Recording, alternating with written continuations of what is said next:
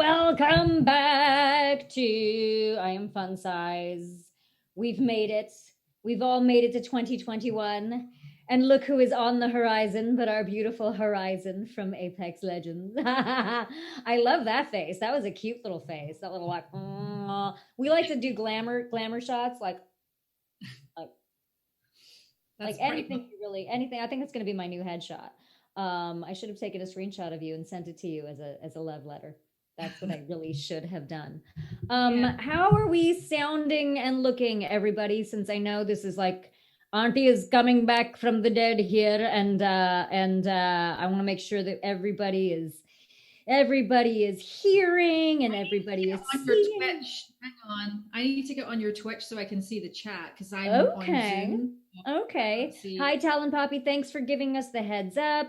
Hi, Savory Koba. Hi, Beam Toaster. Hi, Sky the Abnormal. Hi, everyone. Look who's here. We've got a full house. This is awesome, y'all. I am very, very excited that we have Elle here today, you guys, because I mean, for so many reasons, Elle, I can't really go into all of them, but I've been wanting to do an I Am Fun Size episode with you, like a recorded episode with you, like the ones that I do on YouTube, ever since I met you. Which incidentally, everyone, because COVID, we haven't actually met in person. We have only met virtually. But your soul just, I don't even know, I don't have the right adjective to describe it.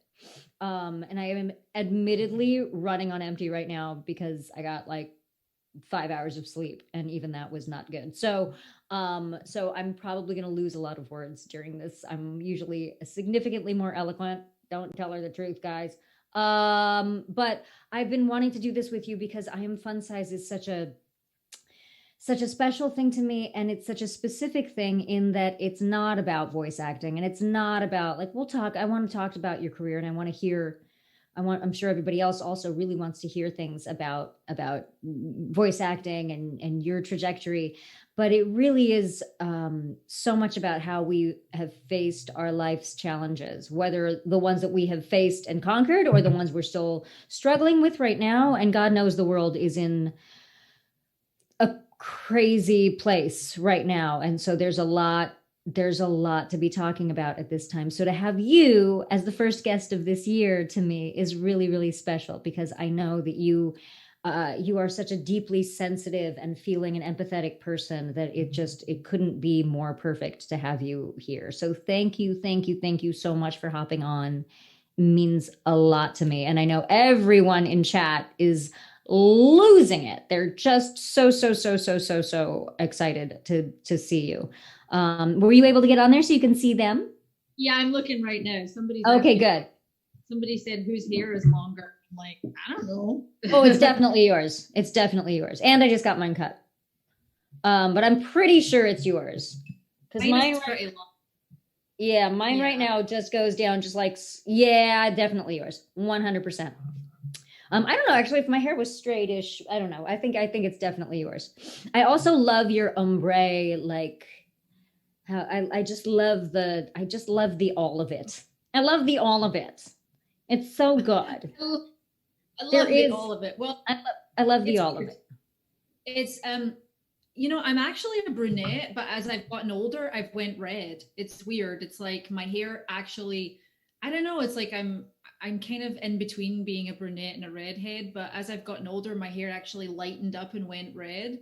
And then I used something called Overtone, which is it's a deep conditioner, but it's got like some color, and I use what's called rose gold. So it picks up, that's what this is, the pink. Oh, okay. It's probably just washing out. So well, I freaking love it. It's gorgeous. It's gorgeous, and it's gorgeous on you, and it matches your sexy lipstick. Your lipstick makes me want to go run in the other room and put on a different lipstick. Yeah, look at those lips. Come on. Come on. I don't know.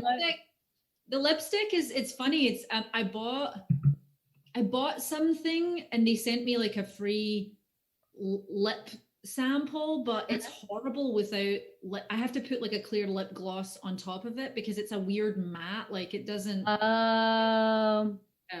Anyway. That happened. I don't know when this happened, but sometime during quarantine, I decided that lipstick was going to be my comfort purchase.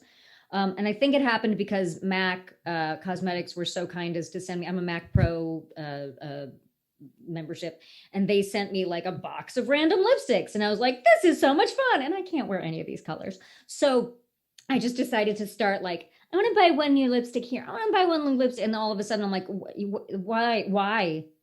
You're wearing, I wear the same two lipsticks always. I don't know why on earth I have all these lipsticks. So now we're talking hair and lips, everybody. It's everybody writing all of these beauty tips down, because I'm sure that they are nothing but genius. Talon Poppy, thank you so much for all of those gift subs. Oh my gosh, you guys, my English, I'm failing English today. I need to mainline this coffee right now. Elle, tell me, how are you doing in 2021? How are you doing right now? How are you feeling? How are you feeling just right now? Like at this moment, how are you feeling? It has not been a good week for the US. Fair.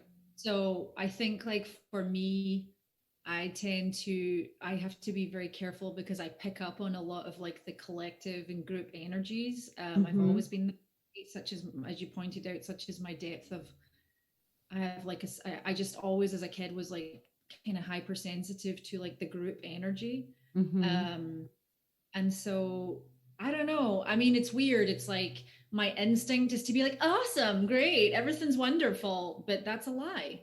Because everything is not wonderful. We're a year into a pandemic. I don't see people. Our job is bonkers because it's wonderful that we've kept working, but we're not connecting with people. And as actors, that's, really, really important as an actor. That's why a lot of us became actors, was so we could have that connection with our fellow, not only fellow humans, but in scenes or in work, it's like you get to play off of someone or bounce off of someone. And I haven't had that. I mean, I don't work on camera anymore. I used to. I took a break from it about a year and a half, 2 years ago. I told all my agents, I was like, I don't want to do this. I'm just going to stick with voiceover for a while. I just need the break from trying to stick my finger in so many different pies, as it were. I hear you. Yeah, mentally, you said you're burnt out. It's like, I think that's probably a really good, for a new year. It's sad because normally coming into January, I'm like super pumped, and I don't feel like faking it. I don't feel super, and I don't feel super jazzed, and I don't have a ton of resolutions. I think I wrote this on my Instagram. The only thing I'm going to attempt to do this year is just stay in my heart and try and find the love in things, because I think that at the end of, after what we've seen go on in the world, in the US, like everything that's happening and how people are feeling, it's like, I think that's all we got. We just have to be loving, kind, and that really starts with ourselves.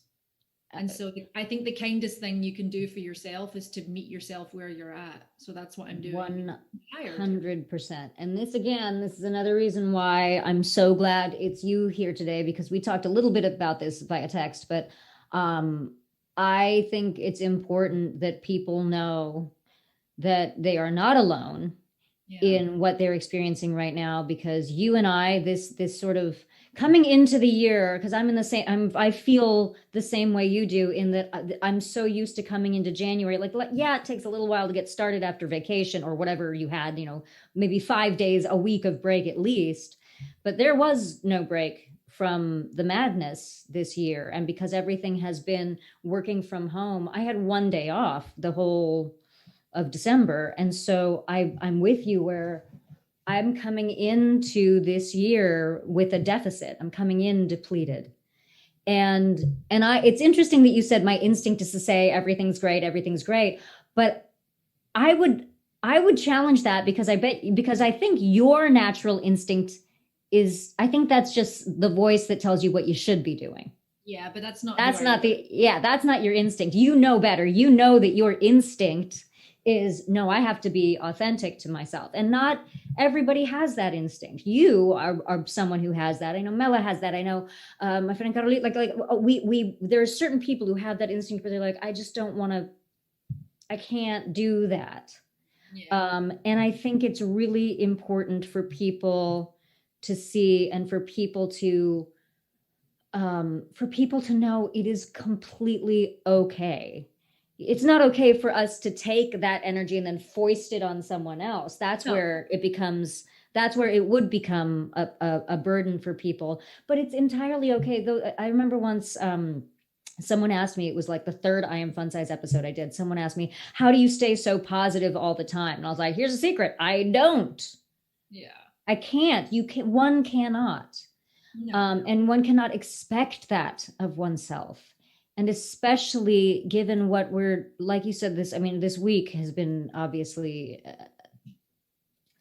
if self-care was ever paramount, it has been like, this week has been, that's okay. This week has been a great example of like whatever we needed to do to get through this week has been vital.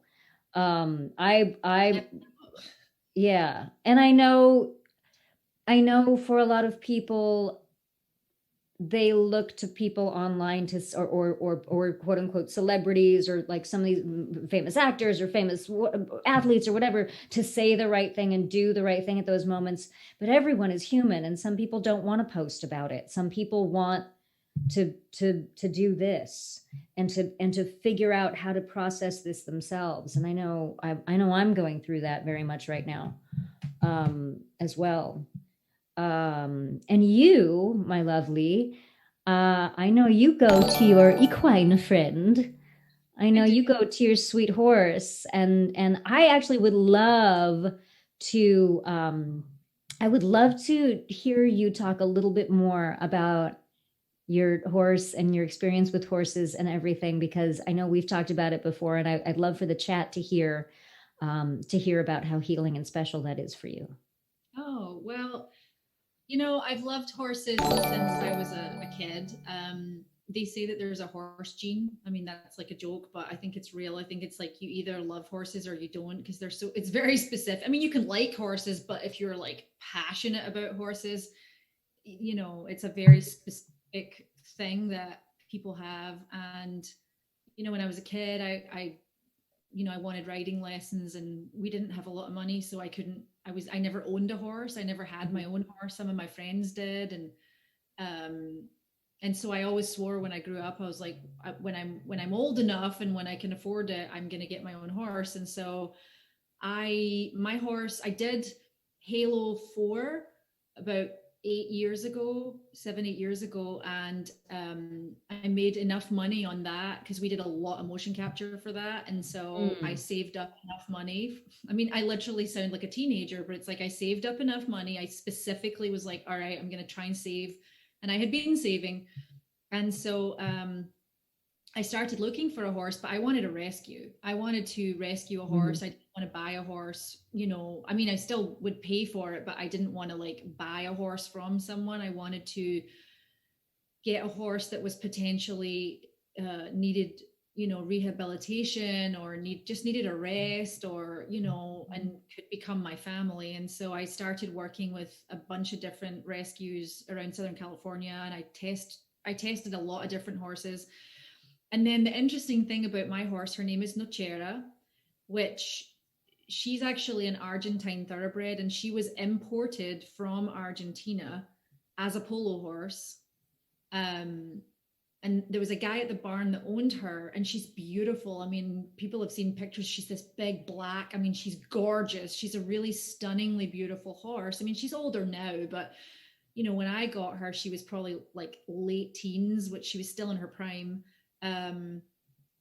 But she was really unhappy. And so the guy was like, you know, he's like, "I've bonded with her." He's like, "I've had her all these years, and she's a nice enough horse, but like, she was very introverted and a little sour. Like she just was kind of like, you know." And so I met with her, and there was a kinship. There was something there that I just thought to myself, it was, I don't know, it was fated. I just was like, she feels like she's mine. And Mm. so I rode her for a couple of months and he let me try her. And um, the one thing that she wouldn't let me touch her ears, she wouldn't let me touch her face. She was very like she had a very strong startle reflex. Hmm. She was very guarded about her energy, which is the complete opposite of me because I'm like, hey, and I'm like very open and very, and so she was like a mirror. She Yeah. literally became a mirror image for the issues that probably I needed to look at about Hmm. myself. Hmm. And so it took me, I bought her from the guy, and after about 6 months of riding her, I was like, something's not right. I could feel it, empathically, I could feel it. I was like, she just, and people would say, oh, she's a mare, oh, she's a female horse, oh, she's marish, or oh, she's just being lazy, or it's like people just kept applying all these human traits to her. And I was like, no, she's an individual being with her own set of challenges and her own energy. And so I started to dig around, and somebody brought up this muscle disease that horses can get, and it was very, at the time it was quite rare. And so I reached out to this vet and I said, look, I wanted to do this muscle biopsy on her. And so they came and they did the muscle biopsy, and it came back. We sent it off to the University of Minnesota, and it came back that she had tested positive for this thing called myofibular myopathy. Hmm. Myofibular myopathy. It's also in humans. It's a gene. It's a muscle disease similar to like limb girdle muscular dystrophy. It's kind of a Hmm. type muscle wasting, but in horses it's a little different. It's not like they don't lose muscle the same way. It's like it's just painful, and it's like it's hard for them to coordinate when they're being ridden. So I just stopped riding her and I said, all right, I'm just gonna work with her on the ground, and I'm gonna get to know her. And it took me a year, but she let me touch her ears, she let me touch her face. uh and over, probably for the first year, I cried every day. I was like, I don't know what I'm doing, like this isn't the right horse, she doesn't even like me. It was like, but what I was doing was I was fostering a very, very deep trust with a horse. And when you foster a very deep trust with a horse, it's one of the most special and life changing bonds you'll ever have. And so I've had her about Okay. 7 years, almost 8 years now. She's fully retired. I mean, I sometimes get on her, but not the way I used to, just for fun. I just get on her and walk around her. But, she has a very nice life, and she's very, Yeah. and I went through a phase where I worked with a shaman because she felt like she was, and this was kind of bonkers, I guess, in a way, but it was Mhm. like none of the vets were helping her. And so I decided to work with, there was a woman at the barn whose mother had just passed, and she had worked with a shaman to help her pass over. And so Mhm. I brought the shaman in, and I was like, I feel like, because for a while my horse was just circling the drain. It just felt like she didn't want to be there. Her energy was just, and we worked with her and we let her know that if she wanted to go, she could. And something happened. It was like when she was given permission to make the choice, and a lot of horses aren't given that permission. People tell horses what to do, they feed them, Right. ride them when they want, and the horse doesn't get a choice. And so the fact that we gave her a choice, like, if you don't want to be here, we support that. If you want to be here, we support that. However, something happened. It was otherworldly. That's all I can say. And Yeah. the last part of this story is that I started to do a lot of research, and I reached out to a bunch of genetic testing facilities across the world. And I was trying to find out if anybody was doing genetic testing around horses. And I found this one place that was on the cusp. And so they said, well, we would love to do a whole genome sequence, which means they take all of her DNA and they sequence it. Yeah. And we're going to see if we can find what's called variants, like what variants of this muscle Right. disease might have. And so they actually located the variant of her muscle disease, and then from there, this was about 7 years ago. From there, they actually created all these commercial tests, and so now horses all over the world are being tested for muscle disease, and we've went up to like 10 different variants at this point. And my horse, the part of the story that's really amazing is nocera means lamplighter, and it means the one who lights the way. And so my horse lit the way for all these other horses. Amazing. And I really Amazing. feel like that's why she found me, because it was her purpose. That was her purpose in life, was to, even as she was almost 20 by this point, she lived this whole life, and now she gave this to back to like her species. There's so much to unpack there. I mean, obviously, yes, it was meant to be, because someone who would devote, just someone who would devote that time, that for whole first year, to just getting to know the horse, and not, like you said, not giving her the choice, realizing that you had adopted an actual being and that it wasn't up to you how they lived their life. Is it I can't I have no experience with horses. Well, I have one experience with horses, which I think I told you about, and I'll tell the stream about in a little bit. But just the level of empathy that has to be there in a human being to be able to connect with a creature like that, a powerful creature, and find, like, you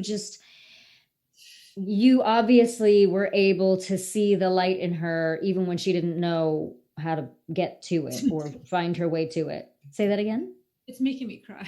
Oh, sweet lady. I understand. I understand. It feels deeply personal. It feels deeply personal.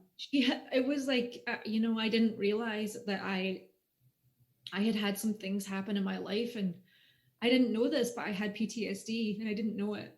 And my horse had PTSD. I mean, she did. It was like, she wouldn't let you touch her, and she was very shut down emotionally, and she saved my life. Like, not that I was going anywhere, but like she emotionally brought me back. And this was like, she's a soulmate. This was like the last 8 years of my life were dedicated to healing, like really, really deeply healing. And she was the conduit to my healing. I probably could have done this on my own, but I was so blessed to have this incredible horse. I mean, she's almost like my shaman. She came in and she healed me, and that's the power of horses. They really can do that.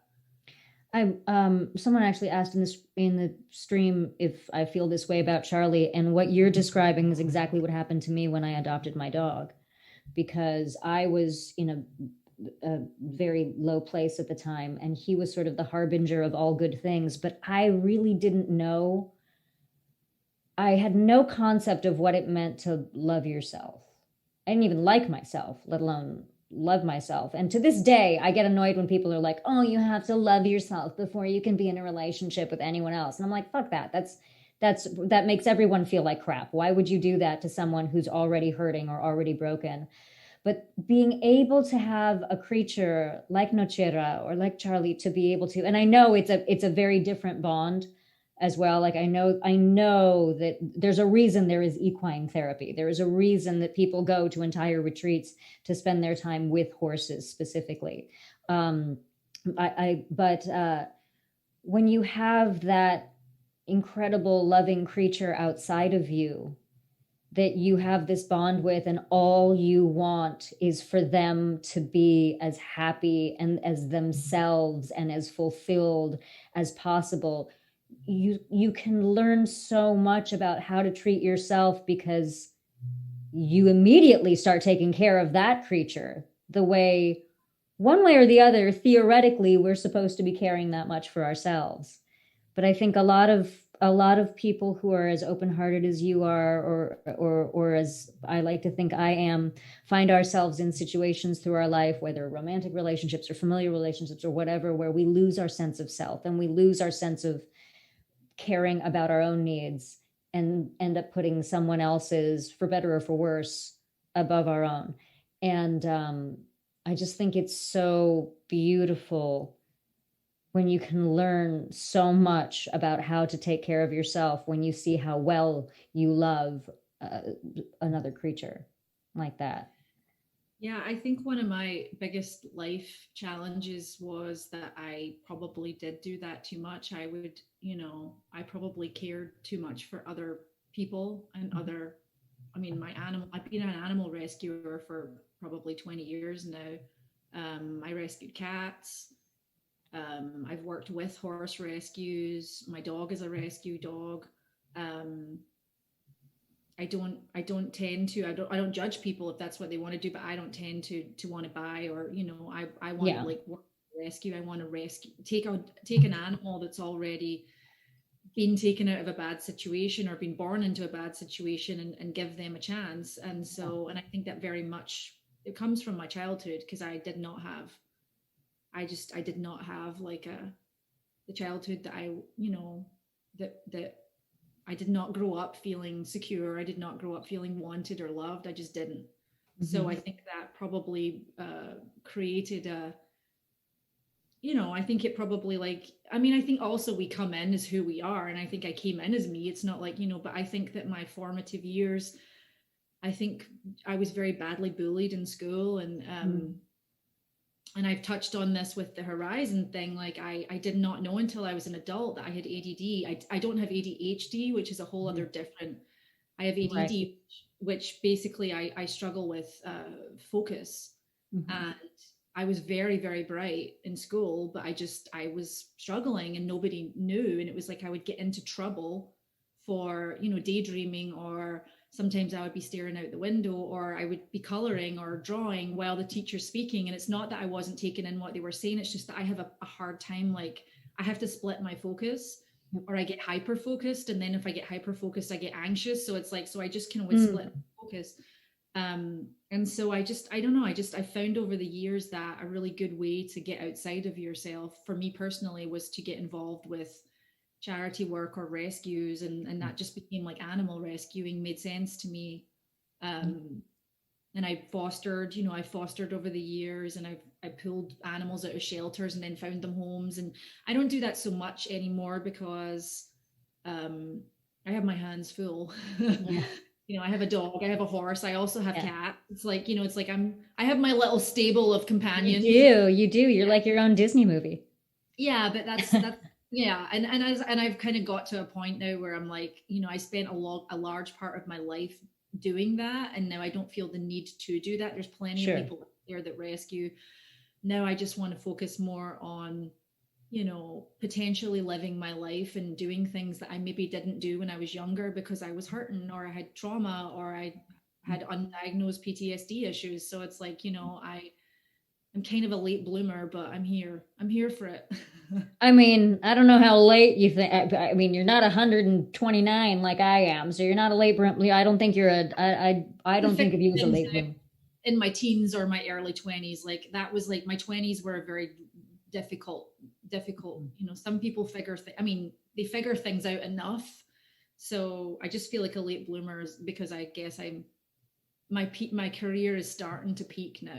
Yeah. Even though I've been doing this a long time, I'm starting to see the rewards. So it's so interesting that you say this, because I have a dear friend who has a incredibly successful, like wildly successful work life, and wildly success, like ridiculous, world famous, like all of this, and had been going through some personal things recently, and I was helping. And at one point they said, I don't understand how you know this much and you're so young. I mean, obviously I'm not that young, but they're older than I am. And I said, it's because I spent all the time you were spending creating this epic career of yours. I spent all that time going through bad relationships and figuring out how to heal from them, going through depression and figuring out how to get out of that. Like I spent all those years seeking inside.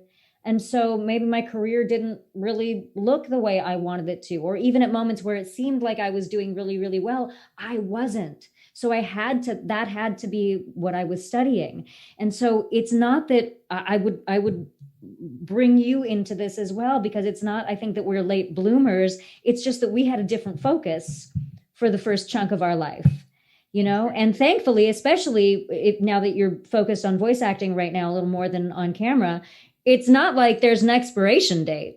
As long as you've got a voice, another friend of mine said one day I was having a meow meow moment and complaining about like how hard it is, and he said, listen, when it's your destiny, it's not a matter of luck, it's a matter of endurance. Yeah. Or saying yes. I mean, yeah, I think like one of the things I'm a meditator, which also helps me with my, it's weird. It's like, I don't know anything about ADHD. I don't know what that is, but I do know for me, it's like my experience of this is that I get lost. I don't have rapid thoughts. I just get wrapped up in like daydreaming, and I get wrapped up in like, I suddenly go, oh wait, I was on my way to get I don't know, a book upstairs, and somehow I've managed to start cleaning out a drawer. It's like, it's But like just this. is that I have to ask because what you're describing, and I have not been clinically diagnosed as anything and I haven't ever tried, but what you're describing to me is actually, it seems very like that seems very much the product of a creative mind. I'm sure. The daydreaming seems, and I know I'm not contesting that you have been, that you do have ADD. I'm just saying it seems like there is there is a beauty to what you're describing. Being able to get lost in daydreaming sounds like a beautiful thing to me. It's not. Okay. It's Okay. not, So, because if you can't, if that's like your life, and it's also a trauma response, and there's a lot of evidence around this. Gabor Mate has started to talk about this, that a mhm. lot of ADD and ADHD is actually a trauma response. And so Mm, for some people, they go into fight or flight, so it's like they're stimulated. For me, I go into what's called fawning and freezing, so it's not a beautiful thing, because okay. it's a Okay. way. It took me a really long time to realize that I was potentially like not getting as much done, because I was slowing down, and I was living I didn't feel safe in the world. That was like my honest, my honest assessment was I didn't feel safe. And there's a lot of people that have this. So I'm not on Yeah. you.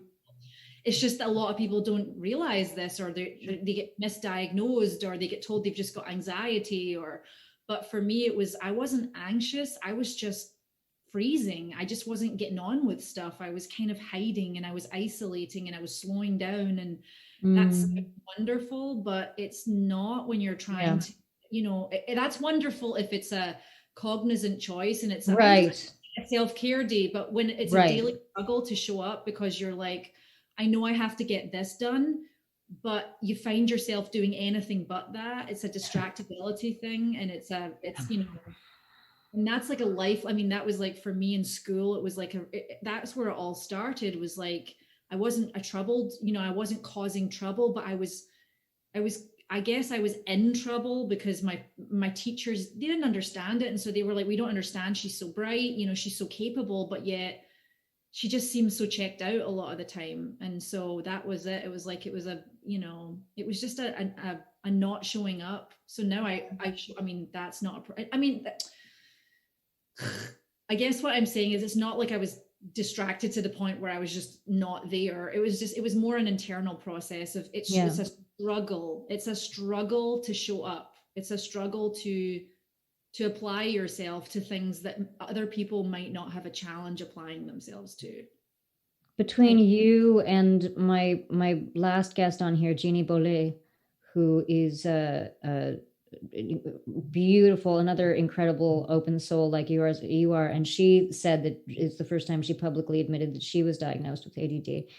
Between the both of you, everything that you are describing is stuff that I have been living with my whole life, which I mean, is it's common. A lot of yeah, times women, it gets misdiagnosed as anxiety. yeah, or Um, depression, I imagine. I was never anxious. Like when I look back, I'm like, I've not really, never had a really anxious personality. What I had was I would just accept what was happening round about me and go, oh, whatever, if that's what you want to do. And I wasn't, Mm, the opposite. I was the opposite of a controlling person. I was a let everybody else just decide person. And so it was like, yeah, there's a level of that and it's like, maybe, well, you're a little more easygoing. That's what I used to think. But it's like, I don't know. I think it's just that my anxiety manifested itself, and I just did not want to take up space. right. I just didn't want to take up space. So how are you now? I mean, obviously, I don't want to say like right now this week because this week is triggering on 9,000 levels. And so much of the last year has been that way. But are there ways that you have found, obviously, Nocera is one, but are there ways that you have found on a daily basis that you like practices that you have incorporated into your life that help or um Yeah. how, I mean, when did you first find out that you had ADD? It was probably about 5, 6 years ago. So recently, very recently. Yeah, that's what I mean. It was like I Yeah. went most of my life, and I didn't, and it is a struggle. And it's like, and again, I'm sure I'm not disputing that people live with this and just don't know it. But once you know it, a lot of things start to make sense. Mm-hmm. Um, And so one of the things that I worked on was mindfulness, which is, meditation. For me, it was mindfulness meditation. So I do meditations, and also breathing. Like, so when I find myself, when I find myself in a situation where I'm maybe like, God, like I get like flushed. That's the other thing is I can get very overwhelmed with too much stimulus. Some people thrive in that. I've just had a conversation with an actor friend, and he's like, God, I thrive in chaos. And I'm like, that just shuts me down. It shuts me all He the way thrives down. in what? He thrives in. Chaos. Like Oh he yeah, no. thrives in chaos. And I'm like, no, it shuts me all the way down. Mm-mm. Mm-mm. So I found that's what I'm saying. I guess my personal unique flair to this is that I tend to, when I get overwhelmed or I get depressed or I get whatever, any of those feelings that we all get as humans, my natural inclination is to go inside of myself. Mm-hmm. And so in order to, if you're going to be inside of yourself, you might want to, you're as well making it a really nice place to be, right? So I've incorporated, I journal every day. I have a diary, a journal that I write in every single day. And there's studies that show that the connection of using like handwriting, like connecting the physical act of writing stimulates your brain, and you can talk yourself through things. So it's almost like a form of therapy. Yeah. So I journal, write, and I meditate every day. I do guided meditations. And I also, again, I check into my breathing. So it's like sometimes, so a tip that I was given is like, you can, if you put your hand on your heart, like the act of just putting your hand on Like your heart, self-soothing. actually, it slows down it stimulates your I think it's your limbic. It stimulates, there's like it stimulates a part of your autosomatic nervous system. Actually it tells your brain to slow your body down. Yeah, it And so, sounds a lot like the EFT stuff that you can do to kind of go back into your parasympathetic nervous system so that that's what everything I was is, trying to say, parasympathetic. I don't know yeah, what. so that no, but I mean that very well may be another term that Well, I it was haven't parasympathetic. I just couldn't figure it out. but yeah, it's I've been talking with so many people recently, and I mean, I hesitate to say this in public because I feel like sometimes it sounds bougie, but it's really true that like genuine good self-care, not like the la la frou frou Hollywood idea of self-care. Not that Hollywood is bad, but sometimes people, I feel like the word gets thrown around for a lot of different things. And so the compound word or whatever we want to call it gets thrown around for a lot of different things and gets used as an excuse for a lot of not great behaviors, but genuinely caring for oneself and doing things like you're talking about doing, and the things that I've put into my life, it can feel like a full-time job sometimes, because it does require a level of discipline and deciding that it matters. And that's the I for me personally, that's been a big challenge over my life, is deciding that no, that matters almost more than anything else. Because if I don't do just the basic things that I know I need to be able to go out there then and handle the world, then I'm useless to everyone. Yeah. And I feel like, for obviously all of us have to find our own different things that we use for those purposes, and that means figuring out what our challenges are and figuring out either getting diagnosed with whatever we might need to get diagnosed with, or finding professional help, or just doing enough self-seeking. It has become clearer and clearer to me the older I get how easy it is to not take care of yourself, and how vital it is that you do. And it sounds so obvious, but I don't think it is, because really the world really encourages us to not take care of ourselves. I mean, I think that's true, but it's funny, you just mentioned something about being a full-time job, and I made this joke, but it's true. I think probably for the last, I would say 5 years of my life, my healing became my full-time job. Mm-hmm. I went to a place called Hoffman Institute, which by the way is like a celebrity haven now. It's hilarious. I went there in July. I went there in January of this year, and there was two A-list celebrities. It's very like, it's become the bougie kind of, like you Yeah. said. But not to downplay that they've got every right to be there. But I've seen a lot of write-ups about, Oh, that's yeah. not what Hoffman is. Hoffman is not. Hoffman Institute was started, I think it was 20 years ago or 30 years ago, but the place that I went to, which is in Northern California, the physical site was put in place 20 years ago. Mhm. And sadly, it actually burned down in the fires. Oh, no. It burned down. And what's Mm. really interesting about my experience of Hoffman from that perspective is, so I went 4 years ago. I decided, I was like, I'd had a number of friends that had gone and they had said it was really, really helpful. The thing about Hoffman is you don't want to talk about it too much because it's a very, very personal and interesting experience. It's a week-long residential. Mhm. And you have to leave your phone at the door. You have to check your ego at the door. But Yeah. it's like, it's just like, it's one of those places that you go in full trust. And I had had a number of friends that had gone, and I'd said, they'd been telling me, and I said, I think it's time. I was ready.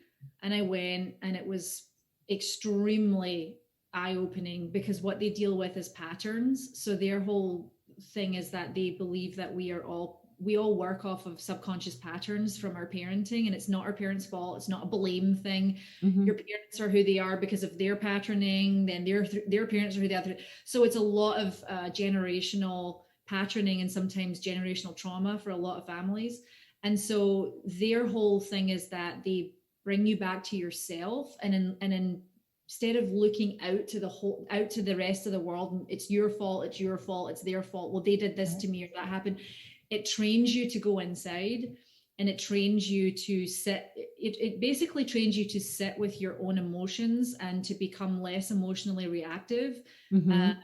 and to figure out, and there's certain exercises that we do, and I still do them to this day. But there's things that you can do, and they're all based in psychology, and they're all based in neural pathway, kind of like reprogramming your neural Mhm. pathways in your brain.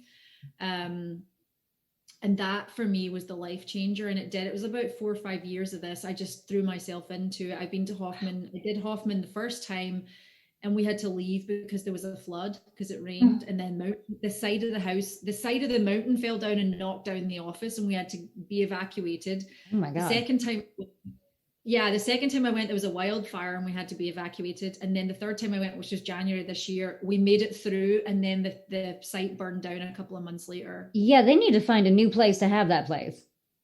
But it's very interesting because the amount of for 20 years people have been going through there, like it's every month, and the amount of energy that's being discharged, the amount of, it's on Yeah.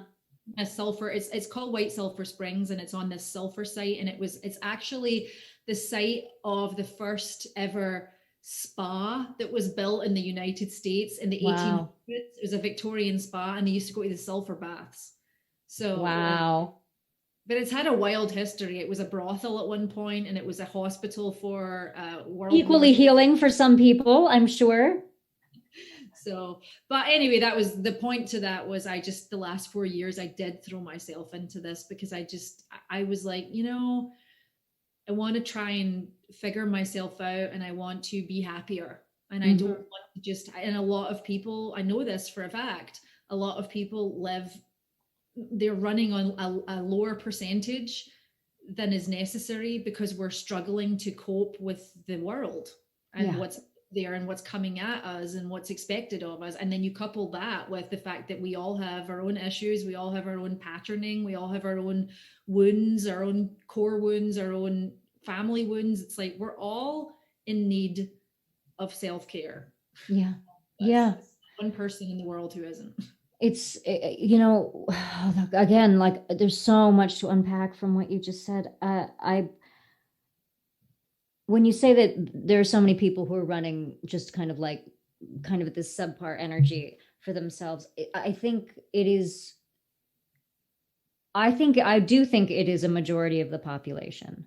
And I know myself again, what I have, if I look back at my story, like if I looked at my story as a narrative and I realized how many amazing things happened in my life as plot points, and then Yes. I look at how I felt during that time and how dark it was inside at the time, so dark that I couldn't see everything that was going on around me. I couldn't feel the joy of all of these amazing things, of my family, of my friends, and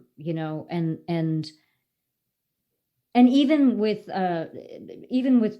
romantic relationships that were not great, I can see how the focus on trying to make one person the source of my happiness, like looking to that rather than I'm taking the 5 years to take care of myself, like you did. It's so easy for us to, I know for a while I was like, if I look at, how do I put this,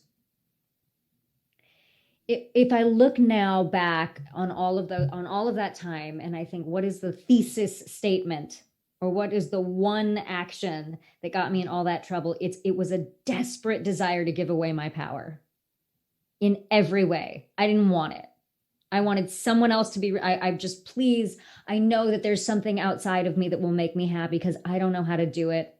I don't even like myself. I can't love myself. Something out there, someone will love me. Someone will make it better. Someone. No, ultimately it has to be us, right? But the only way to do that is to dig in. Sometimes you hit rock bottom. I certainly hit a rock bottom to get me there. Sometimes you just become an incredible seeker, like you have become, and you make the hard decision that you made that ends up being the greatest decision.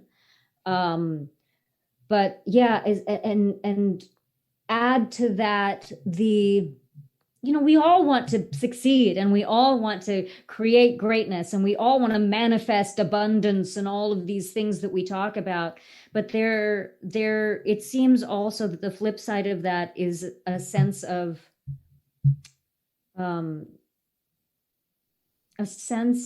I have to pursue that, rather than, yes, you can create the life you want, but what do you genuinely want? You don't have to want what everybody else wants. What you want might not look anything like what everybody else wants. I think that's key. I think, like, for me, in all my seeking, was I learned that it's okay to give myself permission to want. Yeah. And I had this experience of a meditation, and a lot of wisdom comes to me through meditation. And I think it's because we tap into, like, parts of ourselves that are, they talk about parts of your brain that aren't, there's definitely parts of ourselves that are not potentially not we're not in our conscious thoughts. But if we go into meditation, it's almost like going into, like, the dream state. Mm-hmm. Or you do slow down, you change your brain waves, and so you actually access more of your brain. And so for me in meditation, I get messages from myself. It's kind of like, it's like, I have this, like, time travel, like 87 years in the future. Where am I? I'm here right now, remembering things. It's like I'm kind of like in this moment, I'm tapping into parts of my brain, or I'm tapping into memories that I don't necessarily that aren't in my conscious thoughts daily. Mm-hmm. Sorry, I'm getting long-winded here. Blah, blah. No. I'm right here with you.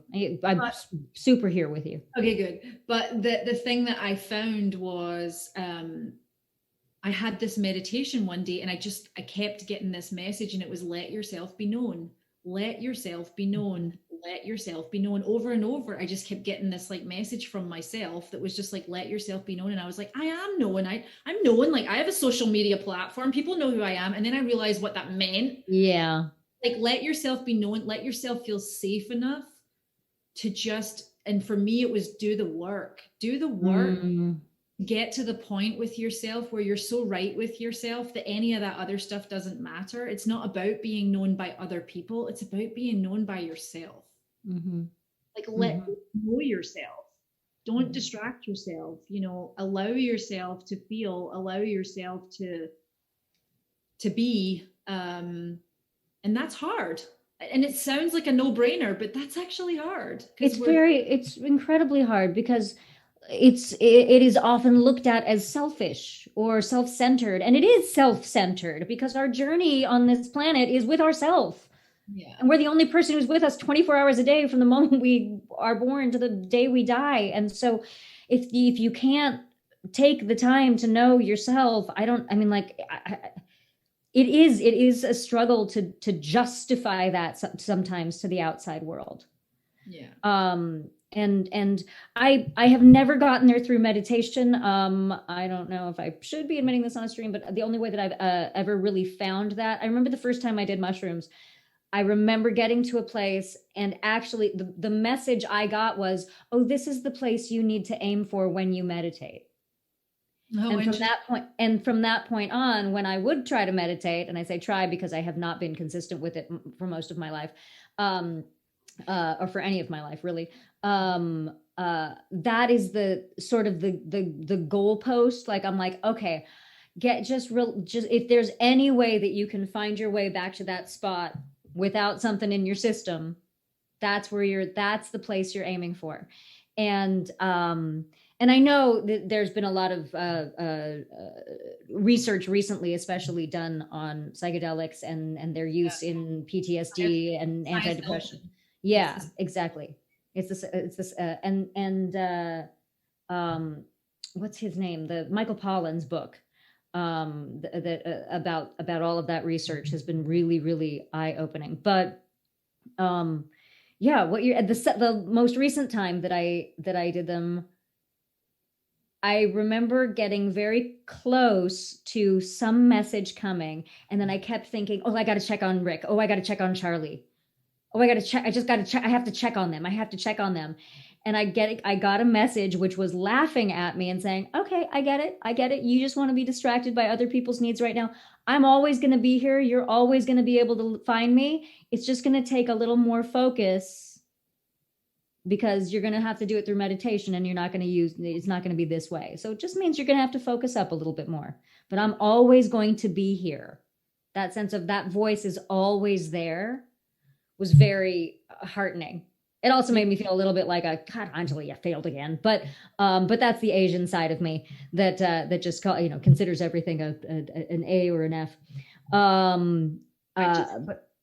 just had this, sorry, I didn't mean to interrupt, but it's no. Your point, I just had this conversation with somebody where we were talking about, and a lot of people are feeling this right now. We're all taking stock. We've been a year of kind of lockdown, and we're in a pandemic, and there's a lot happening. And so a lot of us are kind of taking stock of our lives. And I know for me, it's like I've looked back, and I'm like, I went through a phase where, and it's grief. It's like, I was like, God, I wasted time. I feel like I wasted time.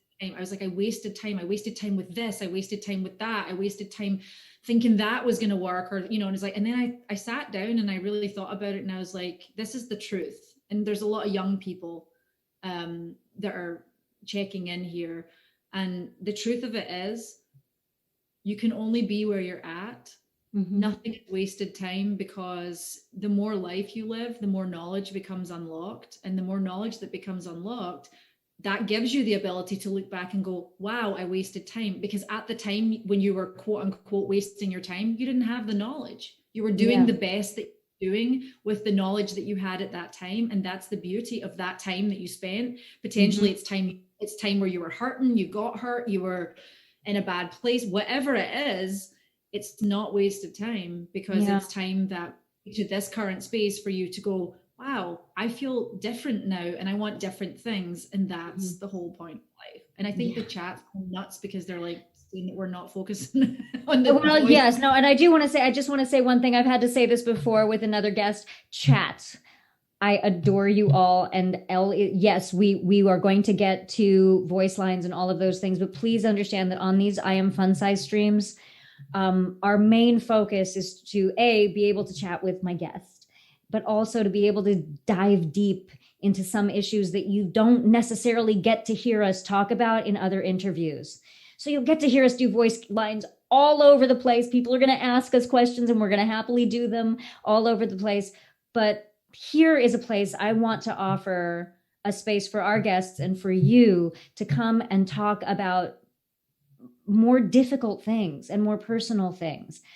We don't often get the chance to do that. Certainly as voice actors or TV actors or stage actors, we don't often get a chance to do that with you and for you. And I want to offer that to you. And that's why I bring on people as deep and beautiful as Elle and as deep and beautiful as Jeannie, who was on before, because I think there is a lot these incredibly open and sensitive souls have to offer.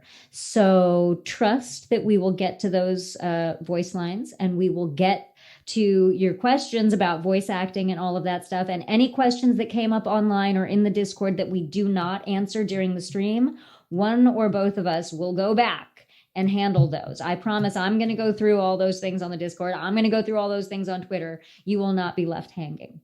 Yeah, because this show came out of a love for you guys, not necessarily a love for voiced lines. Sorry to admit that. But it's the truth. Human condition, right? It's like, yeah. I'm hoping from the last year is that it encourages people what I'm hoping is that by being placed in the exact same situation as every single living being on this planet, everyone except for New Zealand, everyone is in pandemic. Mm-hmm. Everyone is locked down. Everyone is going through the crazy stuff. We're running out of toilet paper and running out of food. I mean, I'm from the UK and they're going through that right now. It's like they're going into stores and it's like World War II. Yeah. There's nothing. You know, there's a beauty of what's happening right now in the planet is that it's a reset.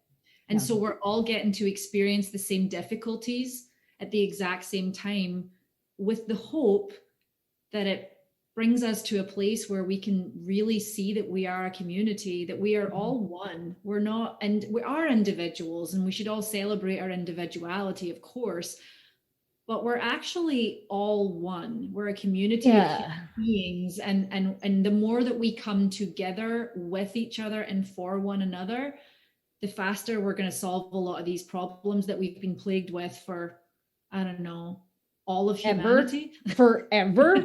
I mean, for those people in the chat who are also sci-fi fans. I mean, this is one of the reasons I love science fiction, is because science fiction often has the ability to project into an alternate reality, a world that is somehow very similar to our own.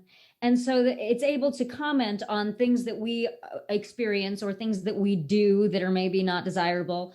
It's able to comment on socio-political issues and whatnot, but with enough distance that we can watch it comfortably because it's not exactly us. It's not a documentary. And I think about all the apocalyptic movies that we've seen, all these, you know, whether it's Contagion, you know, or movies about the zombie apocalypse or movies about aliens coming down. And it always seems like there is some horrible event that happens that has to happen in order to unify people. The movie Arrival, which I love, about that, how it brings everybody together right when we're on the brink. There's an incredible book, sci-fi book called Domain that is about that. Every single one of these stories could likely happen. And so it would be so lovely if we as a species, or we as a race, the human race, could learn from our own fiction, because so many times our own fiction has actually predicted what is to come. I know. So it would be so lovely if people could tap into that right now. Because the one thing, I'm not hopeless by any stretch of the imagination, but you know, the verdict is out how we're going to handle all of the things that are going on in the world. Because on one hand, yes, it's bringing a lot of people together. And then on the other hand, you have the bullshit that happened in the Capitol the other day. So there is still this struggle. There is still this power struggle between the people, those that want to come together and take care of each other and lift things up, and then those that want to drag it away. And it's going to be interesting. And I think it does start with each individual going inside, like we've been talking about. We also have free will and we have choice, and I've made a decision that I took the news. I mean, I don't have the news at all on my TV. Yep. I've got to the point where I know enough about what's happening and I can educate myself without having to sit and watch the news. I don't want a stream of like negativity, and I don't personally want a stream of like seeing the bad behavior or the worst of humanity. I don't need to see that. I know it's out there. It's not my reality. It's not where I choose to live, and I don't want to spend any time there. So I think I'm better served by doing things like this, where I come on and we talk about feeling the way we feel, and not, we just feel the way we feel, and our response to that. But also, I'm choosing to be creative, or, right now I'm like, it's quiet for me. It's like I've had work, but we haven't ramped up yet. So I'm choosing time to go through a lot of like old paperwork and, start thinking about tax paperwork and like, and I'm doing a donation, like I'm just going mad through all my stuff. And I'm like, I don't need this anymore. I'm purging. Yeah. I think like that's a good use of our time right now, is to honestly, like what I realized is right now the world is so kind of out of control, and there's only so much we can control of our own reality, that the best thing to do is to choose what you want the future to look like, because the present's a bit bonkers. So this is a good time to start thinking ahead and going, well, what do I want my life to look like in 6 months? This is a good time to just be like, what goals do I want to achieve? Is there a new hobby I want to start? Yes. Do I want to go to school? How do I want my life to look? Do I want to be in a relationship? Like whatever that is, it's like, this is a really good time to kind of manifest the future. Yeah. Instead of, and that's what I'm saying for me personally, and I'm not judging anyone. It's just for me, it's like, I feel like it's wasted time getting caught up in what's happening, because what's happening is what's happening. But let's be honest, none of us are going out and putting bricks through windows. And I mean, I doubt it. So I hope not.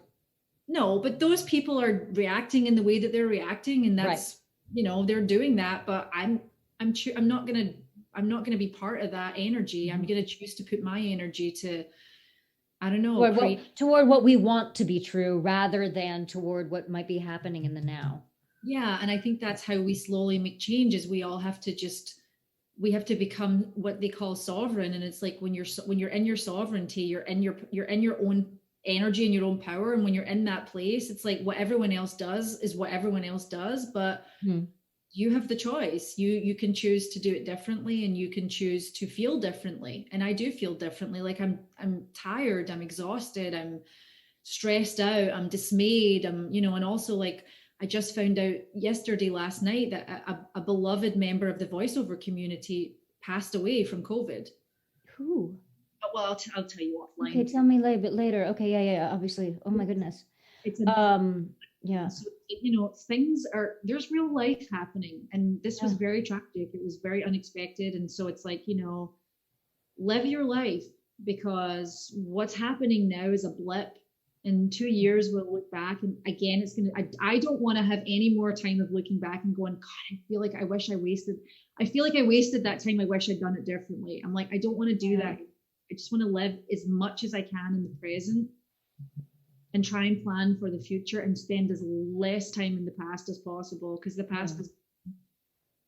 Well, and also I'm thinking about something specific that you were saying there about like thinking about right now, what do we want to be manifesting? And it's become very, very clear to me, because my moods, my like trajectory of how good I've been doing through all of this has really swung pretty vastly.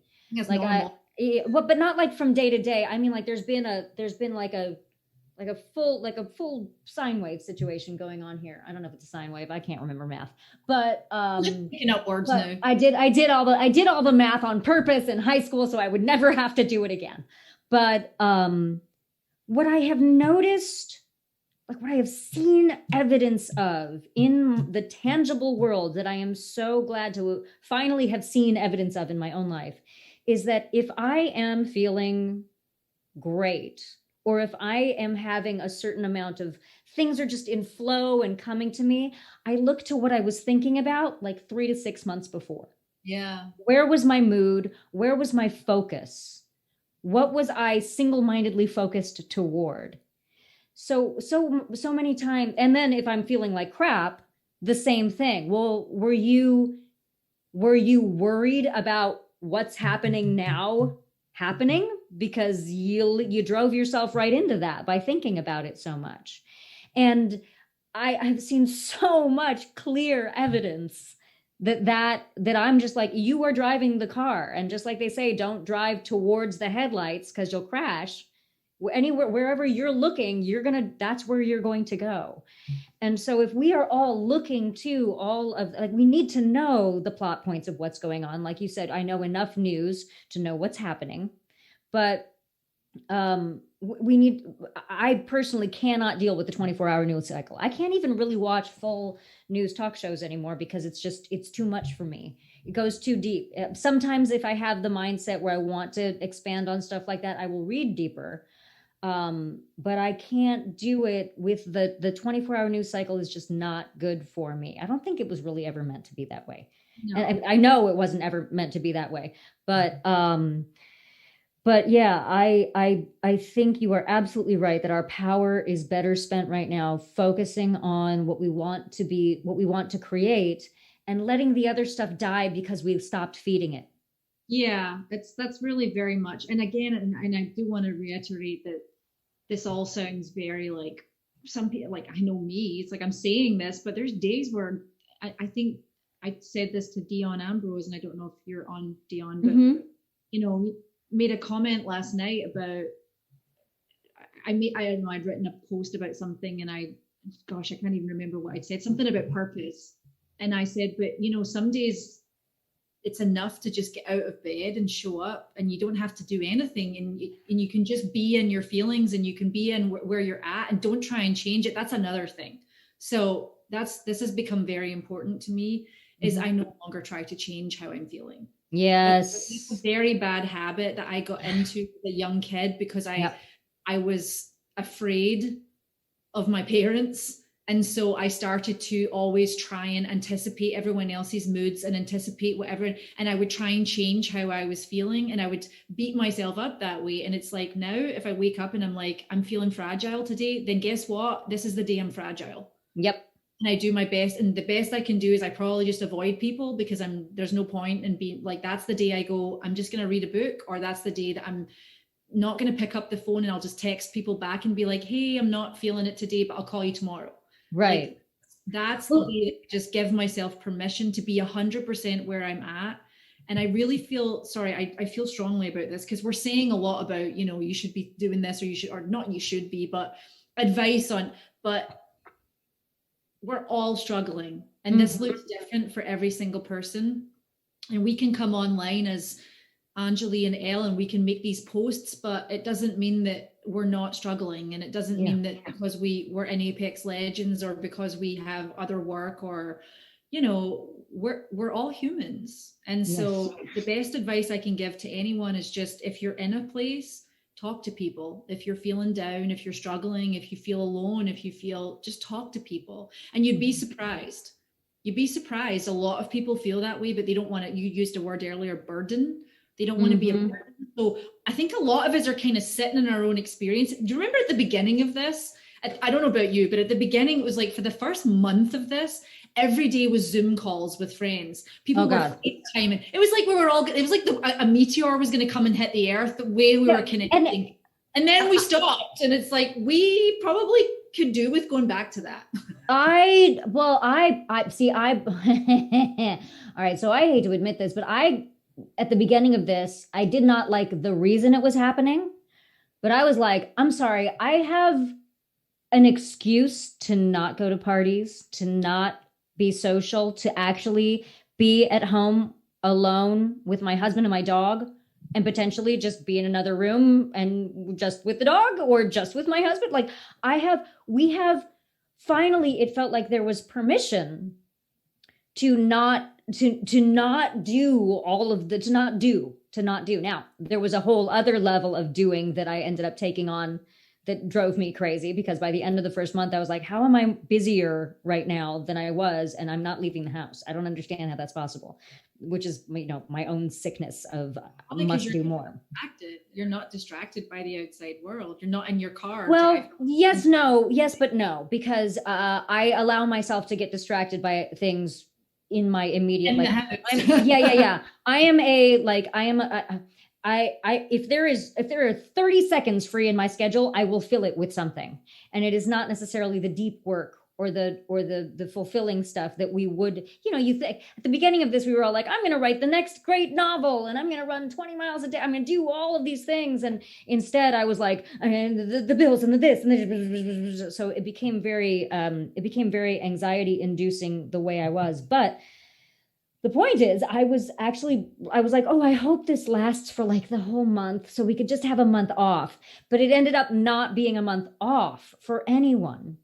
And so, so someone just, I have to clock this, because someone just wrote, Sean Mr. Wick said, talking about being an introverted extrovert. And someone had told me a while ago that if you want to know if you're genuinely an introvert or extrovert, look to where you get your power from. Do you get your power from being around people, or do you get your power from your solo time? And I realized, wow, even though ostensibly and to all, you know, for all intents and purposes, I look like an extrovert. I bark like an extrovert. I walk like an extrovert. I quack like a duck, you know, all that.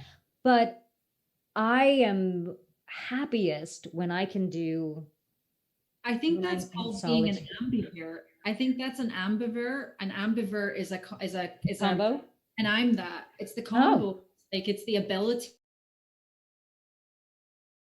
to, it's because there's a lot of people who are diagnosable introverts, and you meet them and you know they're an introvert because they're quiet, or their energy is, or they're shy, or and that's right. And they're an introverted person. Or there's the diagnosable extroverts that they will never be comfortable being alone. They just always, you know. But there's a very large subsection of people that are ambiverts, and it's like you're a combination of introvert and extrovert. And I'd say that that's more the common, like that's more common, because I think, that makes me feel like, I don't know why giving a name to something makes me feel a little bit better, like it's been identified as a thing. Well, it's just something I read about, and I think also, like, one of the things that another good test is, and I realized, and this was when I realized how imbalanced my life was I realized that I actually got more pleasure giving to others than receiving.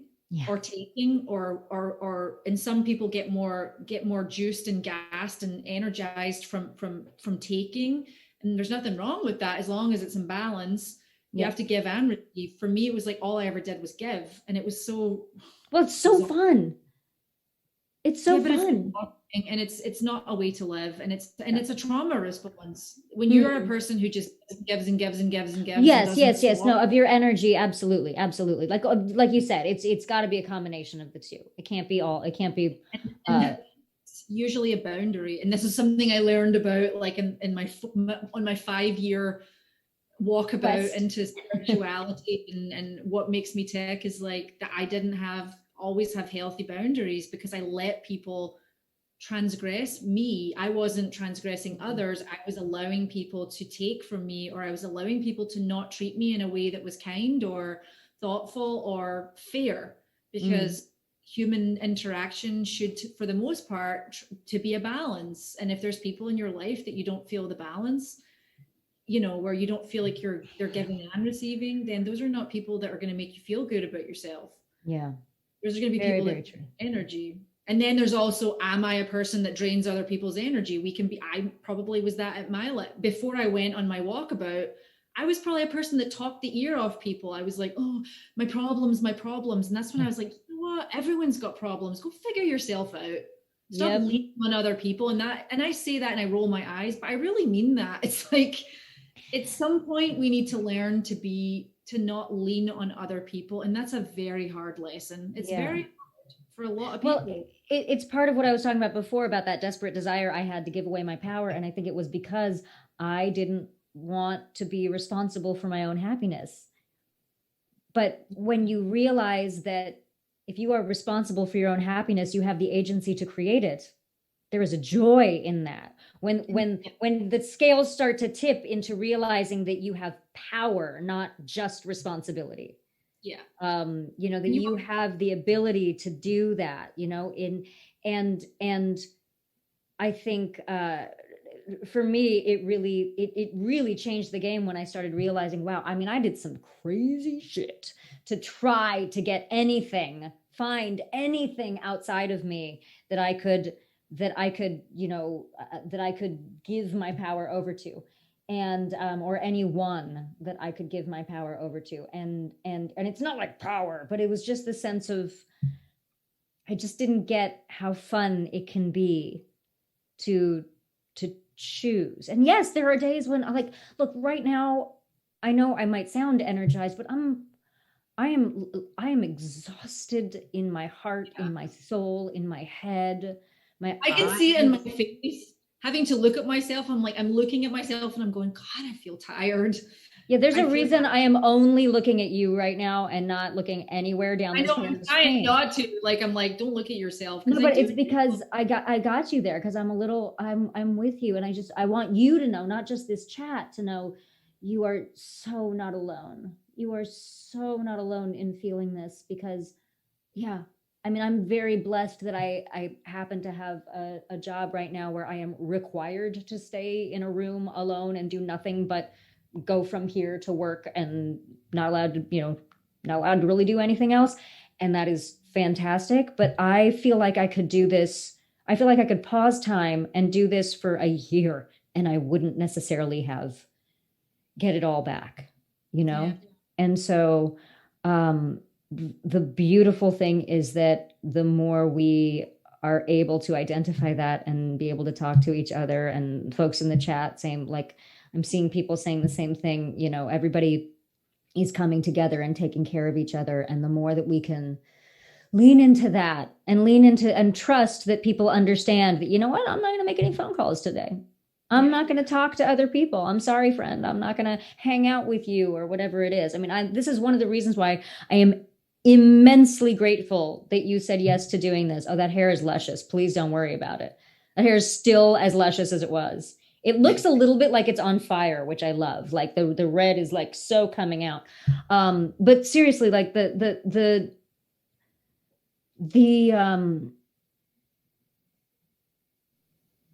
I think it's just important for all of us to know that it's okay. It's okay to be where we are. And not only is it okay to be where we are, but it is vital that we are where we are. I think so too. I mean, I've just got to a point in life where I don't think about, like, I really got to a point where I'm like, when I have a situation with a person and I go over it in my head and I'm like, and we're all having situations with each other right now because we're all struggling and it's like we're all kind of on the edge and we're all a little sensitive and raw and tender, and so we're going to have more misunderstandings or just feelings of there's a misunderstanding. And I'm just like, I can't go there anymore. I'm like, you know what? Did I show up? Did I do what I said I would do? Am I showing up in a way that is supporting the situation, that supports the other person? Yes, then let it go. Like, just Yeah. you can't, the days of guessing what someone did, I do something wrong? Are they mad at me? Like, I don't have the energy for that anymore. I really No. don't. And No, that's and something. and I'm with you on that. And I'm actually very lucky that I have a partner who supports me in that, because a lot of times I'll say something like, "Oh my God, so and so, I haven't called them in so long, but I can't give more energy to this thing." And he's like, "Babe, don't worry about it. Like, it's not like they're not gonna go, they're not going anywhere. Nobody's going anywhere. You could talk to them tomorrow." You know what? And if someone, this is another thing I learned, if someone does go somewhere, then they go. Yeah.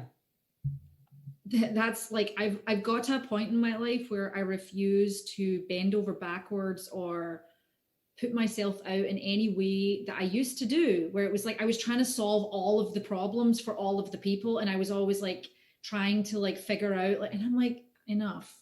You Yeah. know what? if someone doesn't want to be in my life, if someone doesn't want to show up for me, if someone doesn't want to reach out to me, if someone can't, then that's fine.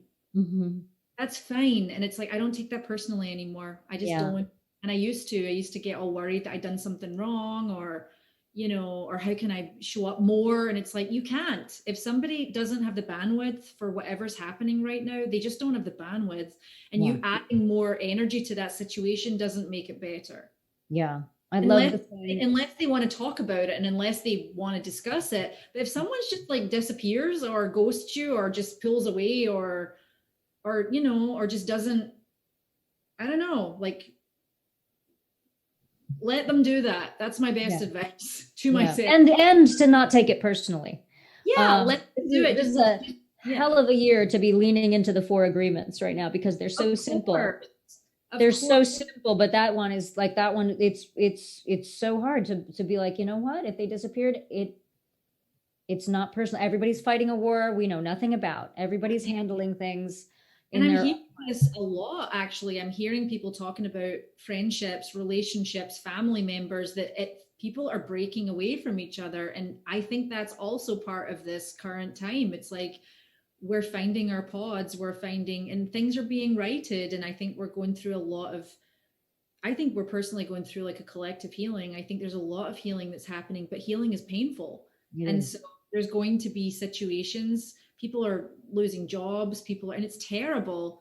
But what I'm hoping from this is that at some point, it, like, I heard this really great saying, and it's not like, so this is great for actors. It's not rejection, it's redirection. Mm-hmm. And Mm-hmm. I love that, because I was like, that wasn't meant for me. Now, think, for example, like Horizon or Rampart. It's like, Mm-hmm. thank God that it was redirected from somebody to us. And then I think the same, it's like, there's things, and I'm just talking about acting here, but there's situations, there's jobs or whatever that I go out for and I didn't get it. And I'm like, well, it went to someone else, and that's probably their role. And they're going to have a very different experience of that. And they needed that, or that was given to them, or whatever. It's like, and it's how I feel about life right now. It's like, I've become so tired that I'm like, if somebody or anything, an energy, a job, an experience, whatever, if something in my life leaves or moves away, then it's fine. It's fine, and I'm not worried. And I think that's what's happened for me. It's like, it's like you just said, it's the 4 agreements. I used to get caught up in, oh God, did I do something wrong, or what? How can? Not anymore. I'm like, we're so in the thick of it, and life is so real right now. You can't waste your time on that stuff. You have to see what's in front of you and work with what you're given, because life is so small right now. Yeah. Well, it's definitely created a tremendous amount of perspective. And I think the two things that I want to pull from something that you just said. First of all, I've talked about this before in I Am Fun Size episodes. And a lot of time, some people like to say, God has a plan and you wait for that. I'm not that person. I can't think that way. Like, whether you believe in God or determined everything, but I do believe that somewhere down the line, I am going to give purpose to the thing that happened. I'm going to be able to look at the story, the narrative of what happened, and see, oh, that's why that ostensibly shitty thing happened. That's why that thing that I didn't want to happen, that I thought was going to ruin my life, happened, because it redirected me, like you said, to this. I've talked about before that I had this big old knee injury that knocked me out of dancing when I was a dancer, and it redirected me towards my acting career. And the first audition that I had after I could walk again was for a director that I went on to do 18 productions with, and we did a show on Broadway together and all of this stuff, and it redirected me towards the thing that I loved the most. And I can see that with relationships, with why this relationship I thought was the be all end all didn't work out, because why this show didn't work out, because I had to go on and do this other personal experience that mattered so much. And I think you're absolutely right. It can be very challenging in the moment. It can be very challenging to let go of the thing that you wanted so bad. But to give ourselves the freedom to think, I don't know why this is the right thing right now, but I do know that it is the right thing because it happened, and somewhere down the line I'm going to make sense of it. I don't know what it is because I don't have perspective right now, but I am going to give it a purpose. I am going to give it a perspective. I am going to make sure that where I go from now is, this, my life is not a tragedy. My life is my life is going to have a happy ending. So one way or the other, I'm going to direct it in that way. And I think that's a very powerful thing to be doing, especially when we're all going through so much struggle, is to just be okay with what is happening. I also think that there's been plenty said and written about this too, that social media makes it very hard to not be jealous or not have FOMO or to not think you're not doing the right thing where you are, because you're constantly looking what everybody else is doing. And that's just a recipe for disaster. So as much as we love being on social media, I am also the first person to be like, dudes, save yourselves. Like, don't check out my Instagram. Go live your life, do your thing. Because I know I have to limit the amount of time I spend online to be able to stay focused on what makes me happy and what I think my journey is supposed to be, or what I want it to be, or what I want to do in any given day. Yeah. I do feel that we should potentially get to at least some of these requests and lines. Donnie, I need your help, darling, because I have not paid attention at all. I have the questions from the Discord handy and from Twitter, but I know you guys have some point reward redeems, subscriptions, bits, all that stuff that I'm supposed to do. Donnie, help me. Help me, Obi-Wan. You're my only hope. What am I supposed to? Yeah. Oh, okay. Oh, Beam Toaster. Okay. Where do I find it? Okay. Okay. Oh, yeah. Hey, don't kill yourself, mate. I'm already doing that. Actually, that was much more a British accent. Hey, don't kill yourself, mate. I'm already doing that. That's what she says. Beam Toaster, you are hilarious. You have my phone number. Why are you asking me in chat? But I'm very happy that you did, and there we all. Yeah, there we go. Do you have a favorite voice line at the moment of your I'm sort of partial to, I mean, Sam wrote her so punny, she's so cute. Everyone forgets to look up. You lot are so terrestrial. I'm kind of loving her, and also I get a lot of violence for science. For science. Honestly, it's like, so here's the situation with what happens with us when we come in as new legends. Maybe yours was different. I don't know. I'm a COVID case legend, as it were. So it was a little different this year, but I was literally just given 1,600 lines. Yep. So you have to give out 1,600 lines, because and then you forget them all.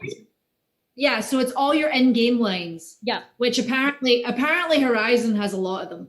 Yeah. Apparently Horizon talks too much. I have no control over that.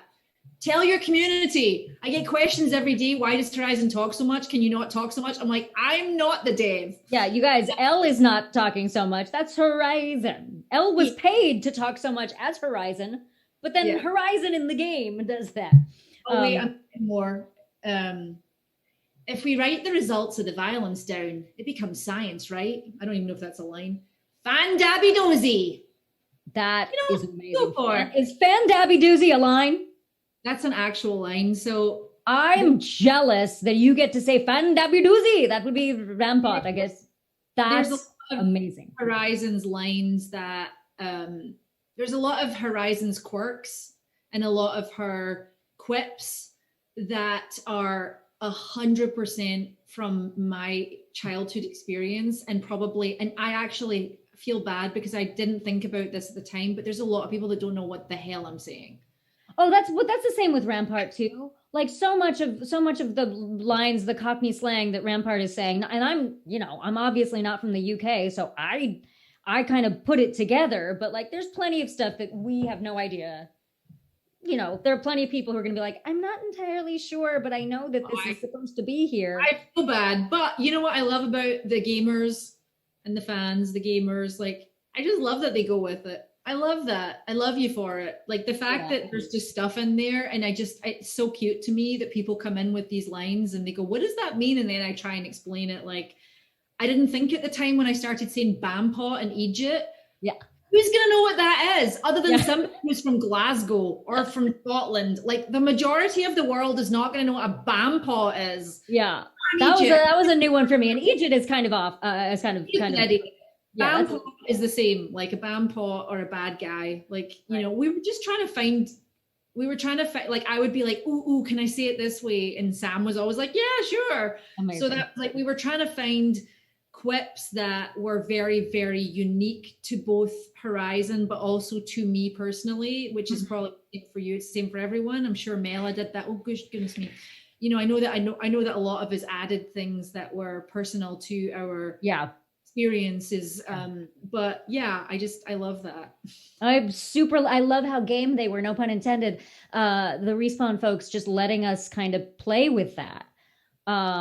Because it fosters so much more joy and collaboration, and it's yummy and fun to be able to do that. I'm going to grab these questions real quick. Some of these questions, guys, I know have been answered in other interviews, so I'm gonna skip some of these, and I hope people don't get mad at me for that. Somebody was saying that I don't know, it was just like bye Sean. Sean says bye Sean. Thank you for always being there. You're amazing. Oh, there's Slim Raven. I love Slim Raven. Slim Raven has done some beautiful artwork for me. Wonderful. I would love to see it. Slim Raven's a Horizon main and has actually, I need to share your drawing. You did a beautiful pencil drawing last night. But yeah, and that's the other thing, like, the art, the fan art is like, it's incredible.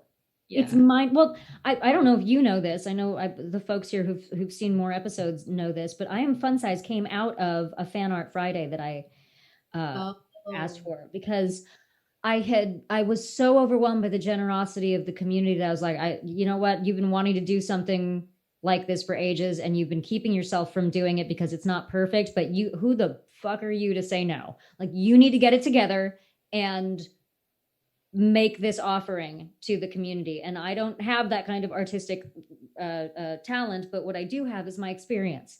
And what I wanted to offer was, if you are going through something, I'm not a doctor, I just play a lot of them on TV, but I can offer you, this is what I did with that experience when I went through it. And that's how this whole thing was born. This is only the second time that we've done a full live stream of it. So it's really, again, thank you so much for taking so much time to be here. I mean, we've already been going for an hour and 45 minutes. I know. Do you remember your followers on Twitter? Yes, I do. Osvaldo. I remember all my followers. Well, not all of you, but I was going to say that's impressive. That would be very, very interact with people that write to me or the people that comment the most. I do remember you. I know who you are. Yeah. I know who you are. You know what I mean? I remember you. I appreciate you. So thank you. Yeah. What I remember, one challenging thing that when we were doing live conventions, one thing that's always been challenging is when you meet people and they're like, "Hi, you know me," and you're like, your name is Richard. Where did we meet, Richard? No, I'm so and so on Twitter. I'm like, okay, well, how would I know that if you don't tell me you're so and so first? I don't know. I know your handle. I have a few. Well, I would say I have a handful of people that are very, very, vocal and supportive. So yeah. But also I've been doing this last time, so it's like it's still very new for me, But I definitely have people who make my day. Like, it's really nice that I get comments, and I do, and it's such a wonderful thing. This is new for me. I mean, I know you had Overwatch, but I've never had this before. And that's something I touch on. Like, it's still very sweet, and it's still very heartwarming. And I'm still very grateful for the fact that I was cast in a project that that created this character that has given me so much community at a time in my life when because I would say for the majority of 2020, I chose to isolate. That was part of my walkabout. I was like, I'm going inside. I wasn't out there. I wasn't posting a lot. I wasn't, I chose to really kind of isolate. And then by the time Apex came along, which was like spring, I was still isolating. By the time Horizon dropped at the end of October and it was close to the holidays, I was really, really, really, really in need of community. And so this could not have come. And I'm the opposite from you. You and I are completely different. I truly believe that I think there's a lot of preordained. I think that fate, I believe in a lot of things I think a lot of things come when they're supposed to. And I more than anything, I truly believe that Apex Legends was supposed to be a part of my life. I do. Because it has brought me personally so much joy and so much, in a selfish way, at a time when I really needed it, to have this, not only this character show up and not only this beautiful community, but also my voice actor friends. Like there's a core group of us that are close, and I was handed this beautiful gift at a time in my life when I really needed it. And could it have been any better than Horizon? I don't think so. Like she's for me, she's like she's my mom. She's my space mom. Well, it's interesting. Let me combine our two mindsets, because I think it's not actually as different as you think. I do believe in universal timing. I just believe that it's more about, I 100% believe that whatever higher power is out there, the universe, whatever you want to call it, is conspiring to our greatest good. Yes. And if we somehow miss the boat on one thing for whatever reason, there's another thing coming along. Yes. So if we're not ready for a certain experience, a certain positive or negative experience, if we're not ready to take that on, it's okay. It's coming. It's coming. And so, Overwatch came into my life at a time that I was ready for it, but, and Apex came in at a time, and different things come in at times when you're ready for it. But I can also see many times in my life where I was so closed off to the possibility of something good happening that I probably missed a lot of boats that could have ostensibly gotten me to where I am today. And I don't mean success-wise. I just mean the place I am today. But I'm thrilled that the specific path that I've been on, including all of the awful things that have happened, I'm so thrilled that it happened the way it did. Because even so many painful moments, I'm actually, I treasure in a way, even though I wouldn't relive them, to say I really don't ever want to relive them. They are a dear part of me now, because they've come together to make this person that I kind of dig being. Even on the days when I don't like myself, I dig this journey. I really am enjoying this journey. And I'm enjoying the hard parts, which is something I never thought I would do. And that goes back to what you just said, goes back to what we started with, that you can only be where you're at, and you can't know something later. Yeah. You just can't. It's like you can know it. Sorry, you can't know something that you can't know something at the time that you didn't know, but you can be given the gift of. That's the beautiful thing about life, is that if you're open and you're willing to learning, you can really realize that I'm not religious, but I'm spiritual. So for me, it's the universe. So it's like the universe will keep offering you versions of the lesson that you need to learn until you're willing to learn it. And then once you learn it, then your life changes. That's why we stay so stuck and for so long. And why am I having the same this? Why does this keep happening over and over with different people, jobs, situations, friends? Whatever. It's like, why does this keep happening over and over? That's why, because there's a universal force that loves you so much that it really wants you to learn this. Yeah. And actually the universal force, in my opinion, is us. Like, I think we are our own, creators in that respect. I think we create our own reality, therefore, but there's so much help. There's so much help out there. There's other people. There's books, there's movies, there's lessons, there's messages, there's always a way to learn. And just there's a book called Big Magic by Elizabeth Gilbert, who I'm a huge fan of. Yeah. And one of the things that she said is that, sorry, there's like a weird bright light in my corner. I think it's the sun. One of the things she said is that she believes, and I love this concept, that creativity works in this way. When someone has an idea, the idea takes a life of its own and it flies around. And so there's ideas that are already flying around, right? So say you had an idea to write a very specific science fiction novel. So you suddenly, that comes to you and you wake up and you go, oh, I want to write this novel. So you wake up on the Monday, and if you're really serious and you start, then the idea that's already there for you is floating around and it'll come to you. And it knocks on your door and it says, hey, I'm this idea. You just put it out there that you were looking for me. Here I am. Do you want to work with me? And it will do that so often. And then eventually it'll go, you know what? I don't think that you actually do want to work with me, and that's fine. But there's somebody in China that actually does want to work with me. So and they'll make it. And that's why we have that experience of, we go, wait, I had that thought like a year ago. That's so weird. How did they have the exact same thought as movies that come out, the exact same movie or the exact same TV show? I mean, you know, people are like, oh, they stole my idea. I'm like, did they really? No. I love that. I love that concept, that it's the ideas and creativity are living, breathing beings that come and connect with us. And if we're not ready, or we don't get the call, or we don't understand it, or we just don't take it, it's going to go to someone else, because that's how benevolent the universe is. The universe wants you to succeed. Yeah.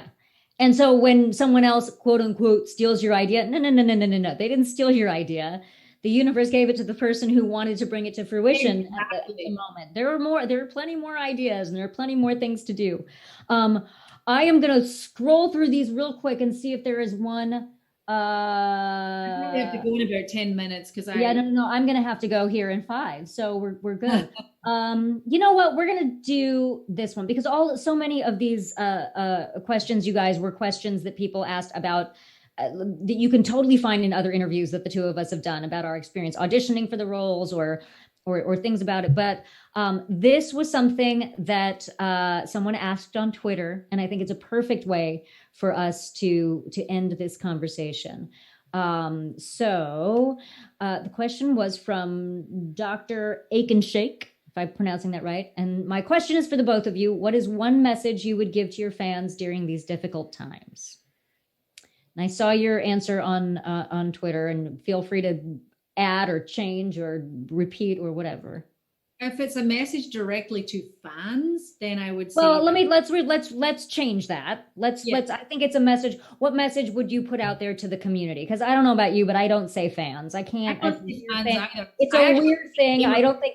Yeah, we have an Apex community. We have an Overwatch community. We have a gaming community. We have a Twitter community, but I don't like the separation that is created between us and other human beings by calling people fans. So I could see you as gamer, because that's how we know you. We know you because you play the game, so you're gamers. You're not fans. Like you're a fan of the game, but I also have a little bit of a with that word. I'm like, I don't like it. But anyway, what I would say to my fellow humans is, I think what I did say was just keep showing up, keep shining. You're very appreciated. For anyone who's in my world, is very appreciated. I read every single comment. I often respond to every single comment. I like every comment. And I do that because I want to connect with you as humans. Like, I want to connect with you as fellow human beings who are on a journey and who our paths have crossed. I happen to be the voice actor, but we're humans. And so I would just say my message to you is thank you. I'm grateful for you. I appreciate you. I really mean that from the bottom of my heart. I can't reiterate enough how much Apex Legends, how much Horizon, how much the last 4 months of my life have changed the game. And it's funny because I got some merch from Apex, which we all do when we join. We get our character t-shirts and stuff. I almost wore my t-shirt today, but it's really cold in this room. I know. That's why I have this big thing on. And one of the logos that they have right now, and this might be old, I don't know, but it's Legends Change the Game. Yes. And so Legends, you guys are changing the game every day, and every way you're changing the game. And so my message is thank you. That's it. Thank you. I appreciate you. I see you. I'm really thankful for you, and we're in this together. And I really mean that. And I mean that in the humanity sense, not just like the pandemic, but just we're all humans and we're all in this together, and we all show up for each other in the way we show up. And I love it. Thank you. Beautiful. You are beautiful. You are just beautiful. I'm just going to tag on with my little 2 cents on that. This is the same thing I said on Twitter. Exactly as she said, that you are appreciated, and we live in so much gratitude for you. And please know that if you are struggling, and this has been the theme of the whole chat today, if you are struggling, if you are lonely, if you are having a dark time, please know that you matter, and that we see you, and that we hear you, and that you would be missed if you are gone. Yeah. So even if you are isolating, you are not alone. Even if you are quarantining, there are people here around you. There is a community, and there is so much love as the collective that is waiting there for you. So please always know that there are people around for you, and that we are grateful that you exist in the world. Yeah. And please do, and this isn't a plug, this is like, again, it's a connection thing. Please do join me on Instagram. Please do. Oh, yes. Tell so you're Elle Newlands Graham on Instagram, and Elle Newlands on Twitter. Yes, Elle Newlands Graham on Instagram, Elle Newlands on Twitter. I also have a TikTok, Elle Newlands, but I don't say that because I'm like, oh, come and be my fan, or come and join me and like my stuff. I don't mean that. I mean genuinely, like, come and join me. Say hi. I enjoy posting because I enjoy the comments, and I enjoy like chatting and having a laugh, and also I love getting the feedback on just life. And I don't know, it's connection. I like connection. So again, probably Anj and I and Mela, I know, we like to respond and connect. So do know that that's a place for you, that you can just come and be part of that community, and you can, even if you're just having a bad day and you just want to drop in and be like, oh, I just want to see some people, that's a good way to do it. Absolutely. And last, for anyone who wants to write and does not want to write publicly, but maybe wants to send in a question for the show or whatever, you can always reach me at Anjali at iamfunsize.com. I read every email that comes in. I swear to all of you. It just takes me a little while to respond to them. And sometimes your response is going to come in the form of an episode, because your question is so good and I feel like it's so universal. So find us. We want to say hi to you. We are sending our love to you. Please take care of yourselves. Take care of each other. And sending you warmth and balanced energy and all of the goodness. And now the last thing is, let's see if there's someone we can raid. Yes, we're gonna raid Jen Cohn. Do you know Jen Cohn? No, I don't think so. Jen Cohn. I just want to say thanks to everyone for showing up, and goodbye. Have a good weekend. Have a good weekend. We're going to start this raid for Jen, and everybody is going to go over there. 27 viewers, 35 viewers, 40, 42 viewers are ready to raid. Ready to raid in 3, 2, 1. Raid now. Raid. Always makes me remember those commercials.